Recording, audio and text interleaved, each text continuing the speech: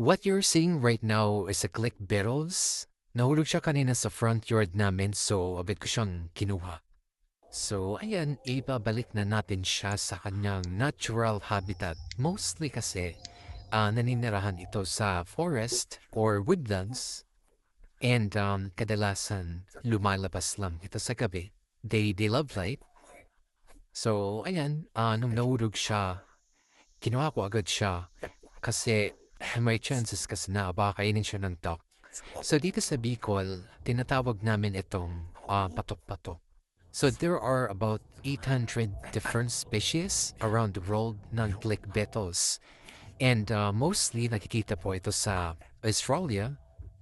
And kanina nga nung kinuha ko siya, bigla akong natusok kasi gumagamit siya ng spring mechanism on the underside of their body.